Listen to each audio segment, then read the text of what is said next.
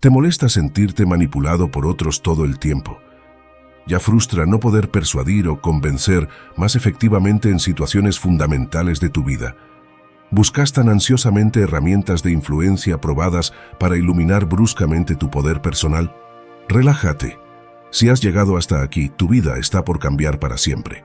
Le diste play al programa psicosocial más explosivo jamás concebido.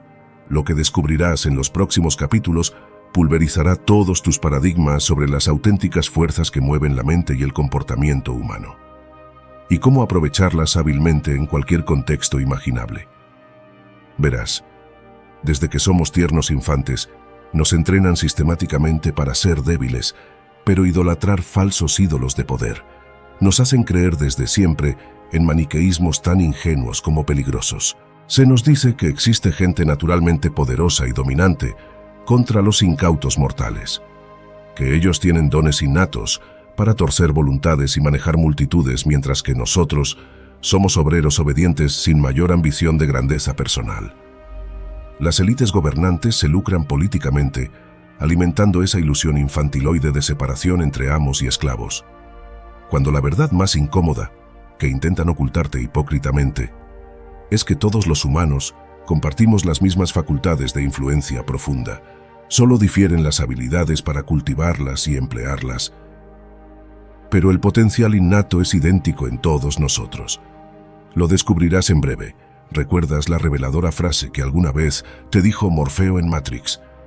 Lo único que se requiere es la convicción de que no hay diferencia entre tu mundo onírico y el real, pues esa misma convicción profunda es la que estás por adquirir hoy aquí, solo que aplicada al despertar de tu propio poder latente, para modelar la conducta de otros significativos. Con estas herramientas tan celosamente guardadas que vas a absorber en unos minutos, el ominoso ellos dejará rápidamente de existir. No quedarán más pretextos del «no puedo» ante injusticias sociales que te indignan o sueños personales que anhelas concretar.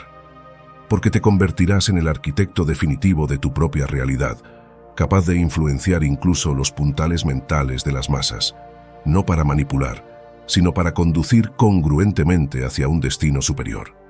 Para eso accederás muy pronto al conocimiento social prohibitivo que solo una élite conoce.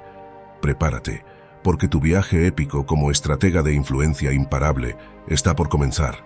Disfrútalo y no olvides suscribirte. 1. La ley de los espejos es una técnica psicológica muy efectiva si queremos caerle bien a otra persona rápidamente. Se basa en imitar sutilmente el lenguaje corporal, gestos, expresiones, palabras y patrones de habla del otro. Al reflejar el comportamiento de la otra persona como si fuésemos un espejo, logramos varios efectos poderosos. En primer lugar, halagamos su ego y le hacemos sentir validado, comprendido y escuchado.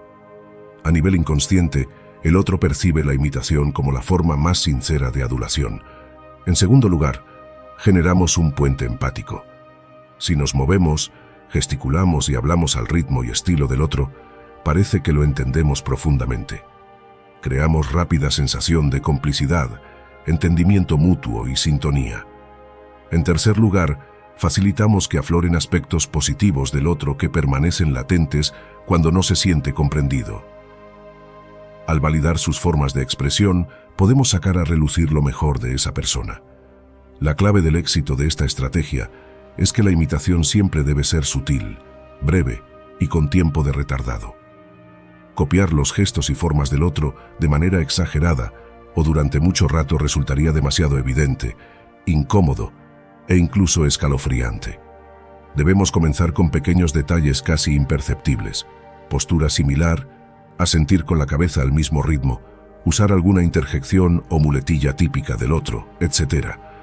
Poco a poco vamos incorporando otros elementos como el tono de voz, velocidad del habla y ciertos gestos distintivos. En todo momento, es esencial dosificar sabiamente y no excedernos para que la imitación pase desapercibida a nivel consciente. La otra persona debe captar la sintonía solo a nivel visceral, como un feeling de empatía natural. Si descubre el truco de manera deliberada, la técnica pierde efectividad. Una variante muy efectiva es imitar solo los aspectos positivos del otro que nos interesan e ignorar aquellos menos convenientes. Por ejemplo, Si nuestro interlocutor tiene un tono agresivo, pero también muestra entusiasmo cuando habla de ciertos temas, magnificaremos los elementos entusiastas y obviaremos la agresividad. Esta imitación selectiva es muy útil para sacar lo mejor de cada persona y promover los comportamientos que nos convienen de los demás. También ayuda a que bajen la guardia y se abran con más facilidad, al sentirse reflejados solo en sus aspectos agradables. Entre las aplicaciones más efectivas de la ley de los espejos se hallan las entrevistas de trabajo, citas románticas y reuniones de negocios. Los vendedores muy hábiles utilizan esta estrategia para descubrir rápido los deseos ocultos de sus clientes, amplificar la percepción de beneficios y facilitar el cierre de ventas. En las primeras fases de una negociación, imitar el comportamiento de la contraparte ayuda mucho a construir confianza, empatía y camaradería, ingredientes indispensables antes de discutir propuestas específicas. Los grandes negociadores tienen la virtud de aplicar la ley de los espejos para después romper sutilmente el patrón conductual del otro en el momento oportuno, obligándolo a adaptarse a sus ritmos y estilo. Ese contraste psicológico es muy valioso para tomar la delantera en cualquier intercambio, incluso en contextos conflictivos como discusiones de pareja o amistades deterioradas. Comenzar reflejando los gestos, tono y lenguaje del otro suele distender mucho la situación. A partir de esa sintonía, se hace más viable cambiar luego la dinámica hacia una comunicación más constructiva. En definitiva, dominar la ley de los espejos en toda interacción humana nos da una ventaja psicológica muy relevante. A poco que aprendamos a dosificar la imitación de manera prudente y selectiva, es uno de los hacks sociales más efectivos que existen. Nos permite conectar profundamente con cualquier personalidad, identificar sus resortes internos y sacar a relucir lo mejor de cada persona. Definitivamente un truco muy útil para nuestra caja de herramientas psicosociales. 2. Efecto Benjamin Franklin. Esta técnica deriva su nombre de uno de los padres fundadores de los Estados Unidos, famoso por sus dotes diplomáticas y su habilidad para congeniar rápidamente con extranjeros. La premisa del efecto Franklin parte de la siguiente máxima: si quieres que alguien te haga un favor, pídele primero a esa persona que haga un favor por ti. Parece una lógica contradictoria, pero funciona muy bien a nivel psicológico. Cuando hacemos un pequeño favor a otra persona, se genera un vínculo emocional inconsciente. Nos sentimos más cercanos y mejor predispuestos con quien nos ha hecho un pedido, por mínimo que fuese. En esencia, el efecto Benjamin Franklin no es más que una aplicación de la conocida teoría de la consistencia. Nuestra mente busca crear concordancia entre acciones y pensamientos. Si accedimos a una demanda de alguien, mentalmente nos alineamos mejor con sus objetivos. Ese mayor grado de colaboración perdura en el tiempo mucho después de efectuado el pequeño favor. Por insignificante que nos haya resultado el esfuerzo, nuestros circuitos neuronales lo registran como experiencia vivida real de cooperación voluntaria. Benjamin Franklin sacó gran rédito de este principio durante su carrera diplomática en Inglaterra, tantas veces opositora a los intereses de las colonias americanas. Franklin se las ingeniaba para que influyentes personalidades británicas le hicieran pequeños favores antes de efectuar sus grandes pedidos. Un ejemplo típico era pedir prestado un libro muy raro de la biblioteca privada de algún aristócrata o académico reconocido.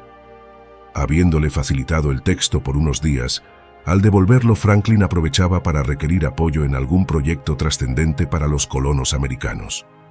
La efectividad de la técnica radica justamente en comenzar con demandas menores, que casi nadie rechazaría. De esa manera se genera rápido vínculo psicoemocional y puede dar paso luego al pedido importante. Una de las aplicaciones más poderosas es en el contexto de ventas y negociaciones comerciales. Los mejores negociadores empiezan su abordaje pidiendo pequeños favores que los clientes casi nunca niegan: opinión sobre algún producto, permiso para hacer una breve encuesta, datos de contacto de terceros, etc. Una vez que el cliente hace ese insignificante esfuerzo por el vendedor, se genera cierto grado de compromiso y mejor predisposición. El consumidor ya no percibe tanto al vendedor como un mero extraño con intenciones dudosas. Lo empieza a ver como un conocido con el que comparte ciertos objetivos.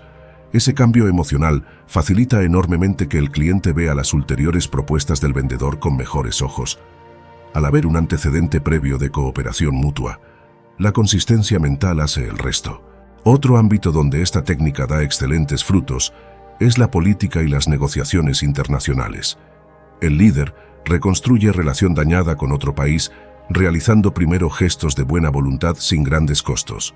Liberación de presos menores, permiso para eventos culturales, acuerdos académicos, etc. Una vez descongelado el vínculo, el camino está facilitado luego para los acuerdos trascendentes que se pretendían originalmente. Tratados de libre comercio, cooperación militar, proyectos energéticos multimillonarios, etc. Incluso en el plano estrictamente personal y las relaciones humanas, podemos sacar gran provecho del efecto Franklin si lo aplicamos con habilidad. Supongamos que queremos pedirle a un familiar o amigo cercano un favor muy grande. Cuidarnos la casa por semanas enteras, ayudarnos a mudarnos de domicilio, facilitarnos contactos laborales influyentes.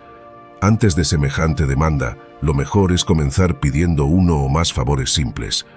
Acompañarnos de compras algún día, prestarnos un libro, presentarnos a un conocido poco importante. Una vez que la persona querida realiza esos gestos menores de amabilidad voluntaria, se genera el vínculo emocional ideal para que acceda luego al gran pedido. Gracias al antecedente y la necesidad mental de consistencia, se eliminan muchas posibles objeciones o resistencias naturales. Como en toda técnica psicosocial poderosa, hay que saber administrarla en dosis prudentes. Pedir favores excesivos o muy frecuentes también puede ser contraproducente. La persona termina percibiendo abuso o explotación si solo nos relacionamos para recibir. El truco clave está en dosificar. Empezar por pequeños favores puntuales, esperar un tiempo razonable y después recién efectuar el pedido importante. Siempre dándole valor al otro por la atención brindada, sin dar nada por sentado.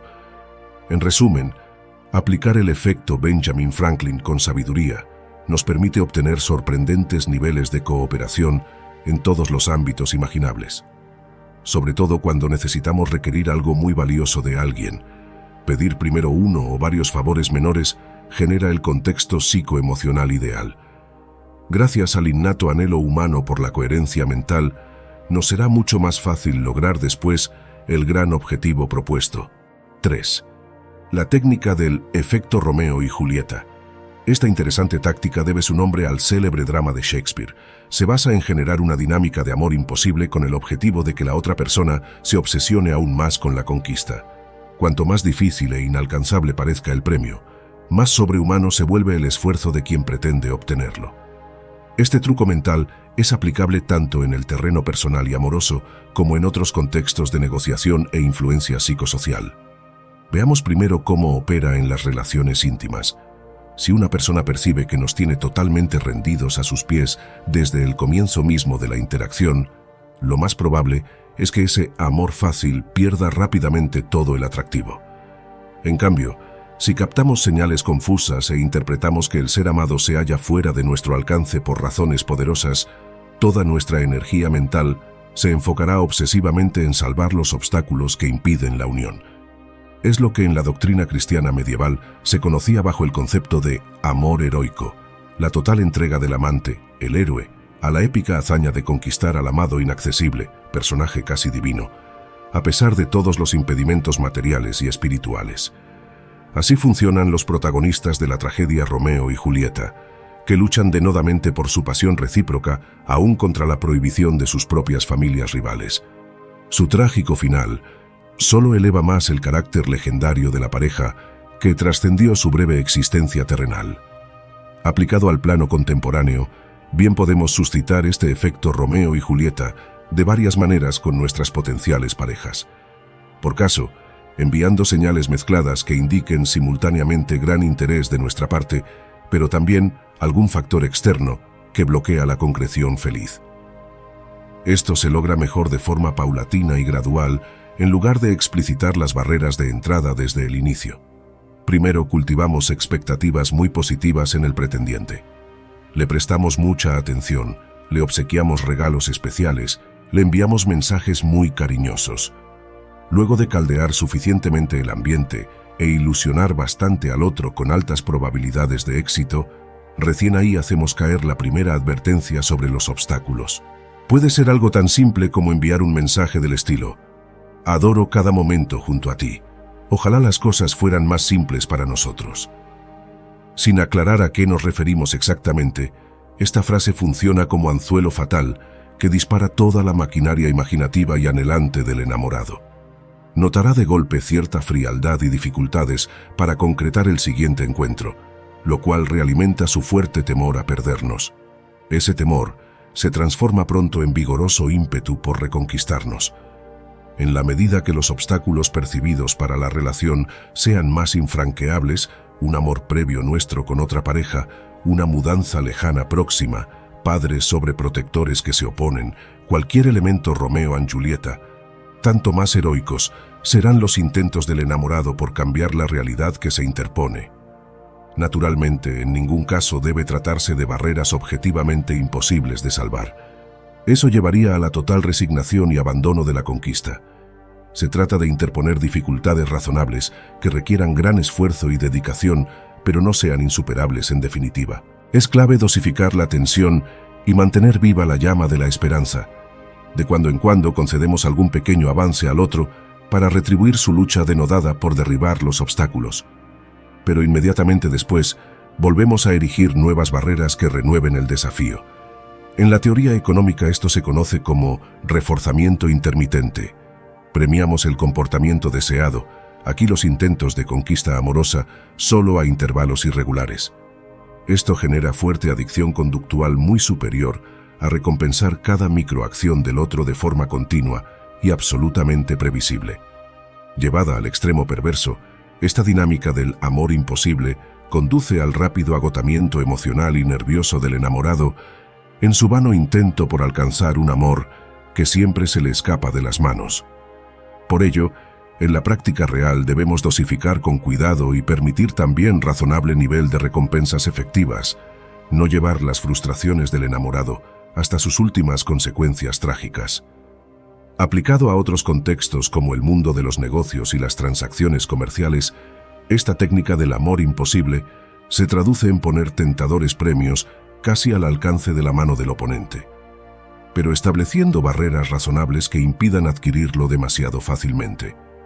Por ejemplo, en una negociación salarial, el empleador puede hacer excelentes promesas de aumentos futuros muy sustanciosos, pero supeditados a métricas de rendimiento extraordinariamente exigentes, o fijando plazos lejanos, no antes de 2 o 3 años en el puesto.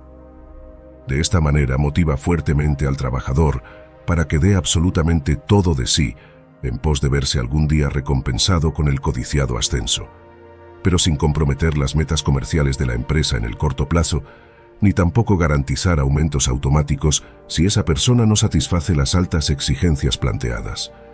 Los sistemas de becas, créditos y otros beneficios académicos funcionan bajo una lógica parecida. Se fija la zanahoria financiera bien visible para que los estudiantes aspiren con todas sus energías a obtenerla, pero sin desembolsar la ayuda económica de forma prematura e indiscriminada. Los premios y reconocimientos públicos también capitalizan este coeficiente amor imposible cuando requieren largos años de esfuerzos extraordinarios para hacerse acreedor de ellos. Cuanto más difícil la proeza, mayor será la obstinación de los postulantes y su disposición a sacrificios personales descomunales con tal de recibir el galardón soñado. En relaciones sociales más amplias, ya sean vínculos familiares, grupos religiosos o clubes recreativos, este truco psicoemocional también se ejerce regularmente de maneras muy sutiles. Cuando un referente carismático o figura autoritaria del grupo dosifica muy sabiamente las demostraciones de afecto hacia los demás, provoca que todos compitan desesperadamente entre sí para captar la atención de ese líder esquivo. En las organizaciones más cerradas y sectarias, el acceso a los máximos privilegios dentro del grupo solo se obtiene tras muchos años de leal servilismo hacia los mandamases y habiendo superado duras pruebas iniciáticas. Esta épica quijotesca para demostrar fidelidad y méritos al líder, que siempre requiere nuevas hazañas antes de admitir plenamente a alguien en su selecto círculo íntimo, hace que los adeptos de nivel inferior toleren toda clase de abusos con tal de seguir avanzando posiciones. Estrategia 4. Esta estrategia consiste en aplicar halagos y adulación focalizada a los puntos ciegos de otra persona, con el fin de ganar rápidamente su cooperación y confianza. El narcisismo es una tendencia muy arraigada en nuestra naturaleza humana. Todos, en mayor o menor medida, necesitamos creer en una autoimagen positiva sobre nosotros mismos y obtener validación externa de esa percepción. Cuando alguien nos brinda genuinos elogios que refuerzan nuestra autoestima, inconscientemente generamos mayor afinidad y cercanía emotiva con esa persona. Creemos identificar a un espíritu afín que, evidentemente, comprende nuestro verdadero valor. Ese primer lazo de simpatía puede ser luego aprovechado para cultivar una relación más estrecha con vistas a obtener réditos prácticos, fidelización comercial, alianzas políticas, apoyo social a nuestras causas, etc. Veamos primero cómo operan a nivel cerebral los efectos de esta trampa narcisista cuando recibimos adulación. Las zonas vinculadas al sistema de recompensas en nuestro cerebro segregan dopamina y otras hormonas placenteras que nos hacen sentir genuinamente bien. Al mismo tiempo, se activan regiones del ego asociadas a la grandiosidad y superioridad personal. Si los elogios además vienen de una fuente percibida como creíble, prestigiosa y bien intencionada, le adjudicamos mucho mayor peso a ese estímulo positivo sobre nuestra autopercepción. Por ende, cuando después ese halagador nos pide opiniones, consejos u otro tipo de apoyo, nuestra mente tiende a cooperar gustosamente en retribución a la dosis de autoestima que nos suministró previamente. Ahora bien, para que esta estrategia narcisista funcione de manera efectiva en la práctica, debemos evitar a toda costa que los destinatarios perciban nuestra adulación como interesada o falsa. Es clave dosificar prudentemente, combinando halagos indirectos sobre cualidades que vemos genuinas en el otro, junto con preguntas exploratorias que evidencien nuestro interés por conocer más a fondo sus ideas u opiniones. Centrar la atención en los puntos de orgullo específicos que cada persona suele destacar de sí misma también aumenta el efecto, ya que refuerza creencias narcisistas muy arraigadas y por tanto emotivamente poderosas para ella. Por ejemplo, si están charlando con un emprendedor tecnológico que acaba de vender su startup por varios millones, en lugar de felicitarlo genéricamente por el éxito financiero, es mejor decir algo como: tu visión de futuro sobre cómo la inteligencia artificial transformaría esta industria fue absolutamente certera. Pocos entendían ese potencial como evidentemente tú lo hacías desde el comienzo. Ese mini piropo destaca su genialidad innovadora, cualidad típicamente muy apreciada entre los emprendedores tech de alto perfil. Otro caso, una abogada de renombre que ha ganado sonados casos de derechos humanos.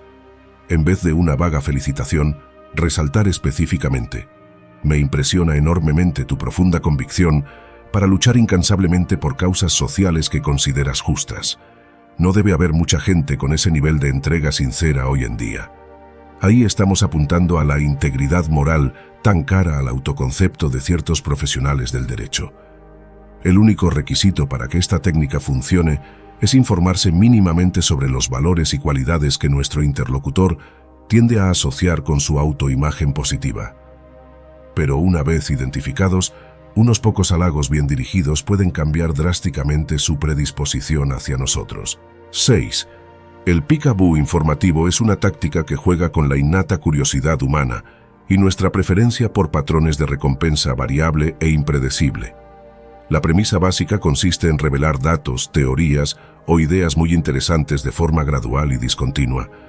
Mostramos información atractiva, peek, para luego interrumpir bruscamente y retirar el estímulo tan valioso, boo, generando ansias renovadas en el interlocutor por recapacitarlo. Esta dinámica mental de anticipación frustrada, pero con ocasionales recompensas intermitentes, crea fuerte adicción emocional en el receptor. Nos percibe inconscientemente como una fuente mágica, capaz de saciar su sed de novedades relevantes. Por ende, tenderá a buscar nuestra atención, aprobación e incluso amistad con el fin de tener mayor acceso futuro a esas dosis de información, opinión experta o marco interpretativo novedoso sobre temas de su interés. Veamos algunos ejemplos prácticos. Supongamos que en una reunión nos tocó interactuar con un empresario exitoso o inversor millonario acostumbrado a tratar con gente interesante continuamente. En vez de impresionarlo, hablando nosotros sobre nuestros propios logros, comenzamos revelando conceptos, datos críticos o ideas muy poco conocidas, pero que sabemos podrían ser muy relevantes en su campo de expertise. Seguramente ya conocía sobre la teoría económica tal, pero probablemente no escuchó aún sobre este nuevísimo modelo que sugiere tal cosa contraintuitiva que podría cambiar radicalmente su industria en la próxima década. Acto seguido le mostramos un par de titulares o citas sobre esa teoría rompedora tan tentadora. Y cuando su atención está absolutamente focalizada en el tema, interrumpimos bruscamente para comentar otro punto trivial o saludar a un tercero que pasó cerca nuestro. Al quedar picado con ese tema inconcluso, lo más probable es que en los minutos siguientes ese poderoso interlocutor busque retomar la conversación para que le amplíe detalles sobre esa novedad que aún no terminó de procesar. O en una fiesta nos cruzamos con un médico o científico. Tras los saludos iniciales le comentamos: no sé si llegaste a leer ese paper del equipo de la Universidad de Osaka, que parece desafiar todo el paradigma dominante sobre los determinantes de la longevidad en humanos. Pero justo en ese momento se acerca otro amigo nuestro y nos disculpamos para charlar con él, dejando al médico en suspenso. Naturalmente, el profesional altamente formado querrá retomar la charla apenas pueda para indagar sobre un descubrimiento que podría poner patas arriba los consensos de su campo. El mismo principio se aplica en el ejemplo típico de cuando un niño oye por accidente la conversación privada de dos adultos y estos se percatan de su presencia, interrumpiendo abruptamente su diálogo. La tendencia infantil será insistir después para que los mayores terminen la historia que quedó a medias. Otro caso. Supongamos que una persona nos comparte su fortísima creencia en alguna teoría conspirativa poco conocida. Hacemos como que el tema nos resulta interesante y compartimos 2 o 3 datos muy llamativos que refuerzan su argumento inicial sobre ese complot. Pero luego damos rápido por terminado ese intercambio porque se hace tarde y debemos retirarnos. Al suspender tan abruptamente, generamos más obsesión y búsqueda activa de parte del creyente conspirativo para que continuemos pronto aquella plática tan sugestiva que quedó inconclusa. El común denominador es dosificar sabiamente la información o marco interpretativo novedoso, evitando extenderlo demasiado al comienzo. Solo lo suficiente como para picar la curiosidad innata del otro, pero manteniéndonos a nosotros mismos como la fuente exclusiva que puede saciar su sed de más datos, pruebas o teorizaciones en esa línea. Esta técnica da excelentes resultados cuando bien aplicada, pero hay ciertas precauciones clave que debemos seguir. 1. Los teasers iniciales que empleemos como carnada deben versar sobre temas que despierten interés personal, profesional o intelectual genuino en nuestro interlocutor. De lo contrario, no generará la curiosidad y ansiedad suficientes como para que busque retomar luego la conversación con nosotros. 2. Momentos después de cortar el hilo, abruptamente, preferiblemente antes que la otra persona nos lo pida, retomamos proactivamente el tema revelando algo más.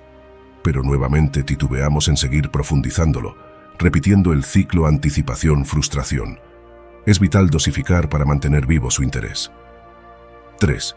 Siempre hay que dejar la puerta entreabierta a seguir ampliando detalles en otro momento. Por ejemplo, mencionando datos o textos muy específicos que existen por ahí, pero que justo ahora no tenemos disponibles, generando la promesa implícita de retomar la plática. Al igual que ciertas drogas, la información altamente valorada genera tolerancia y necesidad de aumentar dosis con el tiempo. Si abrumamos a nuestro interlocutor dando datos muy completos sobre un tema en una sola ración, no hay hambre renovada de seguir descubriendo más con nosotros en los días siguientes. En cambio, si mantenemos cierta restricción informativa inicial, esa persona nos percibirá como una especie de mentor, asesor o guía capaz de proveer novedades, datos críticos o claves interpretativas que muy pocos dominan sobre temas de su altísimo interés.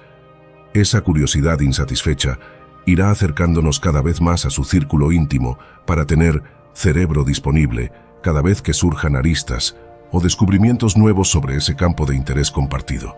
Sí, aplicaciones del peek-a-bow informativo. Más allá de entablar amistad o complicidad con extraños en eventos sociales, esta técnica tiene multiplicidad de usos prácticos en diferentes dominios.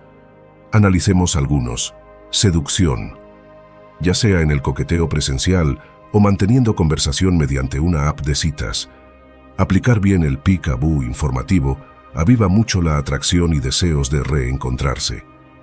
Por ejemplo, si notamos algún gesto o comentario indicando que la otra persona se apasiona por cierto hobby, iniciamos revelando datos muy tentadores sobre innovaciones recientes en ese campo, explicando parcialmente alguno de esos descubrimientos, pero interrumpiendo abruptamente antes de terminar de expandir la idea. Ese suspenso deliberado sobre un tema que reconocemos como muy afín a los intereses del otro funciona infalible como imán emocional que nos acerca y genera gran predisposición a un segundo encuentro. Ventas. Los vendedores más competentes rápidamente detectan las necesidades profesionales y preocupaciones de cada prospecto. En lugar de apresurarse a cerrar la venta del producto o servicio, comienzan alimentando la curiosidad intelectual del cliente, presentando un novedoso marco analítico, datos de la industria o investigación científica. 6. El gancho psicológico es una táctica de influencia muy efectiva que parte de hacer una propuesta llamativa inicial a nuestro interlocutor, para luego, de ganada su atención e interés, pasar a nuestro verdadero objetivo. Por ejemplo, un vendedor de productos financieros se acerca a un cliente potencial y le pregunta su opinión sobre las nuevas criptomonedas. Una vez que lo enganchó con el tema, rápidamente desvía la conversación a sus productos de inversión tradicionales. O un político con ideario ultraconservador organiza en barrios progresistas charlas sobre la legalización de ciertas drogas recreativas. Luego de congregar cierto público joven con eso, les habla finalmente sobre sus propuestas de mano dura contra la delincuencia no relacionada con narcóticos. El fundamento del gancho psicológico es captar primero la atención de nuestro target a través de un interés muy específico que sabemos que valoran: cripto, legalización, drogas. Pero luego, conectando hábilmente los puntos, redireccionamos la línea argumental hacia nuestro verdadero objetivo: productos de inversión tradicionales, políticas antidelincuencia. Hay ciertos requisitos para que esta técnica dé resultado. El anzuelo inicial debe hablar efectivamente a motivaciones e intereses genuinos del otro. No puede ser un señuelo absolutamente forzado o aleatorio. Esto requiere cierta investigación y entendimiento previo de nuestro público objetivo. La transición temática que hagamos del abreboca a nuestro pedido real debe conectar los puntos de forma orgánica, no a las patadas. Se necesita cierto talento asociativo y habilidad dialéctica para enlazar apropiadamente ambos aspectos. Idealmente, nuestra propuesta final debe recoger al menos parcialmente alguno de los deseos, valores o preocupaciones de la audiencia que supo identificar nuestro gancho inicial. Así damos cierta sensación de continuidad y validación, no de ruptura temática total. Veamos ahora algunos escenarios prácticos donde el gancho psicológico aplica muy bien. Citas amorosas. En los primeros encuentros, detectamos un tema de alto interés del otro. Su hobby favorito, serie de TV preferida, destino turístico soñado, del cual hablamos extensamente ganándonos su agrado y atención.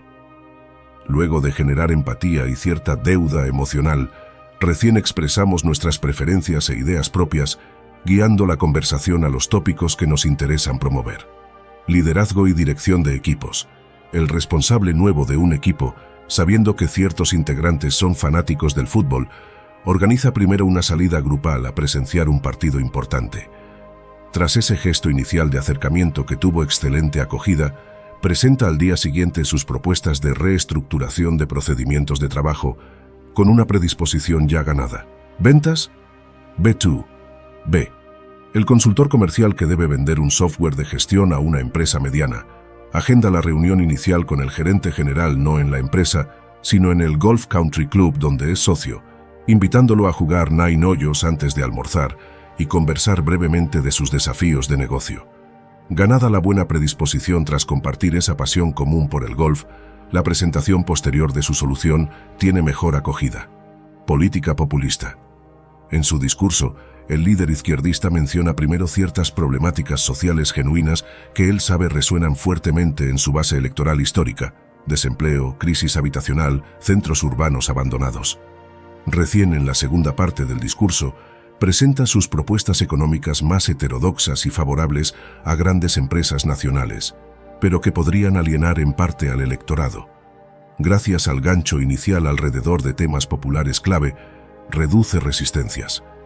En síntesis, el gran valor de aprovechar psicológicamente el efecto gancho en cualquier propuesta consiste en lo siguiente. Nos permite primero conectar genuinamente con los intereses existentes de nuestro target y ganar empatía gracias a ese gesto inicial de escucha y validación, pero resguardando la flexibilidad para luego canalizar la conversación hacia los resultados específicos que nosotros deseamos obtener, cerrar una venta, lograr adherencia política, etc. Y dado que finalmente nuestro pedido principal recoge parte de los intereses originales del otro que supimos identificar bien entrada la interacción, disminuimos drásticamente las objeciones y resistencia natural que hubiese surgido de plantear nuestra propuesta desde cero de forma brusca. El gancho psicológico denota inteligencia social para empatizar, gran habilidad para hilar argumentos fluidos entre temas aparentemente inconexos y la flexibilidad táctica para conseguir fines propios honrando motivaciones ajenas. 7. Esta estrategia se basa en el insight fundamental de que nos sentimos mucho más atraídos e impulsados a actuar cuando percibimos cierta escasez o exclusividad limitada de aquello que deseamos obtener. Por el contrario, si el beneficio en cuestión se percibe ampliamente disponible y garantizado para siempre, la motivación por luchar para alcanzarlo se evapora rápidamente. Ejemplos claros de esto los encontramos tanto en las relaciones interpersonales como en técnicas clásicas de mercadeo y ventas. En el terreno amoroso, los pretendientes que detectan excesiva necesidad o entrega prematura de nuestra parte pierden bruscamente interés y entusiasmo por la conquista. En cambio, si intuyen múltiples rivales también acechando por nuestro afecto, eso despierta su espíritu competitivo y ansias de ganarnos como trofeo antes que el resto. Asimismo, en el plano comercial vemos cómo productos y servicios percibidos como muy exclusivos, únicos o de disponibilidad ultralimitada, parecen volverse mucho más valiosos y deseables para el público general. Aplicado al campo de la influencia social y la persuasión, detonar ese resorte psicoemocional de la escasez en nuestras propuestas e interacciones interpersonales nos concede enorme poder extra de convicción y cierre exitoso de objetivos. Profundicemos ahora esta técnica aplicándola en contextos prácticos. Citas y romance. Cuando recién estamos conociendo a alguien, en lugar de mostrar excesivo entusiasmo de entrada que acorralaría rápidamente a la otra persona y mataría el misterio, aplicamos dosis controlada de escasez psicológica. Nos mostramos muy entusiastas de conocerlos, pero enfatizamos también otros compromisos propios tentadores, dando una sensación de agenda limitada. Les damos genuinos but selective, cumplidos sobre atributos especiales que nos gustaron de su personalidad o físico, enfatizando que pocas veces encontramos esos rasgos. Planteamos la posibilidad honesta de que si la relación crece, tal vez nos reubiquemos a una nueva ciudad por oportunidades laborales en un tiempo no muy lejano. Con estas dosis prudentes de escasez, generamos mayor atracción y deseo de exclusividad sin mentiras, al tiempo que ganamos algo más de poder en la dinámica de cortejo. Ventas y conversiones comerciales, ofertas limitadas por tiempo, últimas unidades disponibles, acceso exclusivo solo para clientes premium seleccionados. Son algunos ejemplos de escasez simulada para potenciar ventas, pero en contextos de alta gama, esto debe dosificarse con cuidado para no dilapidar sensación duradera de exclusividad. Por ejemplo, algunas marcas de ultralujo racionan mucho la producción y disponibilidad real de sus productos icónicos. Incluso cuando la demanda creciente permitiría fabricar mucho más, mantienen artificialmente cierta austeridad en la oferta para evitar sobreexposición mediática y preservar ese misticismo de rareza que realza aún más su aura de exclusividad. Liderazgo carismático. Políticos y líderes populares generan fervor en sus bases, restringiendo estratégicamente su exposición mediática para no sobreexponerse.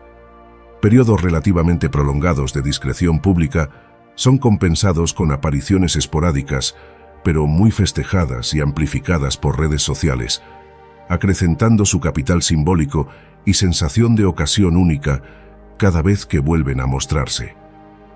Jugar bien tus cartas sin exagerar convicción sobre escasez de opciones es crítico.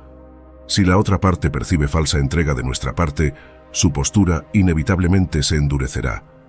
Sutilmente comunicar al menos algún plan B creíble nos ayuda a calibrar mejor las expectativas y ansiedades de nuestro oponente. La kriptonita de esta estrategia sería aplicarla de forma tan burda y torpe que el otro detecte nuestra escasez como algo meramente simulado y deshonesto. Todo el éxito radica en dosificar prudentemente y proyectar cierta genuina indiferencia creíble. Sutil pero convincentemente, hacer ver que no dependemos 100% ni individualmente del otro, resguardando algo de nuestro propio valor social percibido. Como mencionamos antes, en lugares altamente competitivos como Wall Street o Silicon Valley, seeing through false scarcity tactics para luego penalizar socialmente a los falsos es casi un deporte. Así que la invitación es a experimentar con pocas dosis de escasez aquí y allá, observando cuidadosamente cómo van reaccionando tus targets. Eventualmente encontrarás un sweet spot de escasez percibida que optimice tus poderes de influencia interpersonal. Pero cuidado con sobresimular o exagerar tus alternativas a transar con el otro. El equilibrio entre misterio y preservación por nuestro lado de la ecuación requiere calibración muy sensible. 8.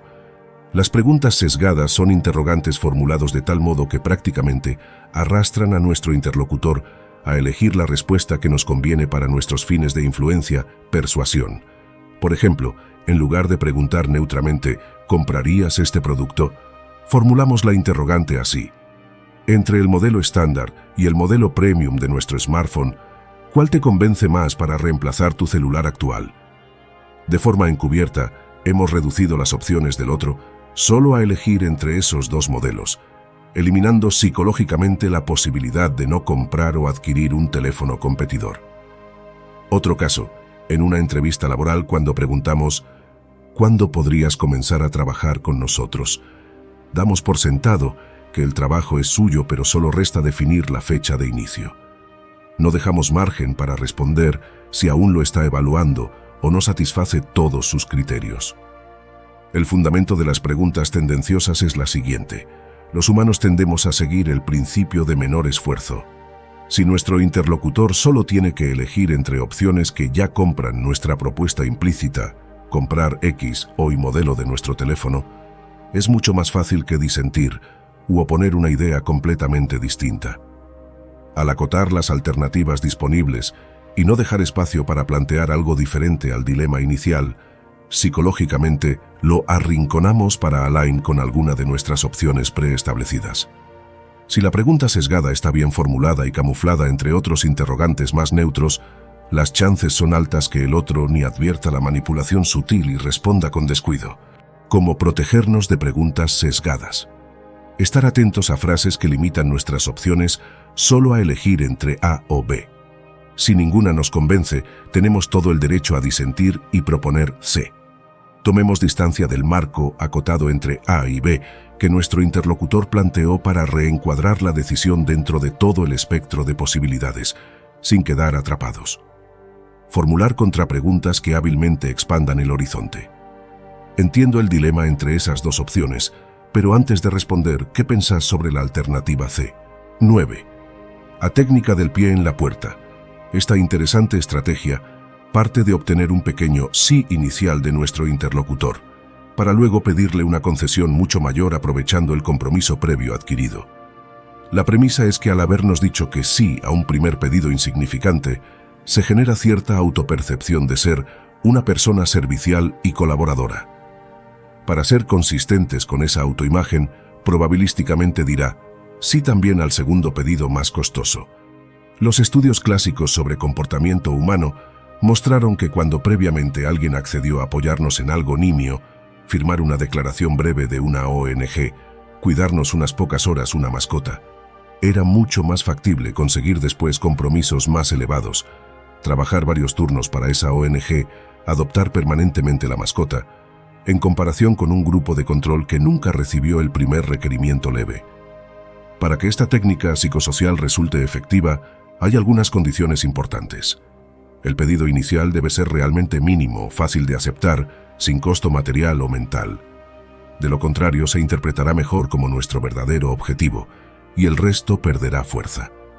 Inmediatamente después del primer sí, conseguir el segundo sí más oneroso, sin interrupciones temporales.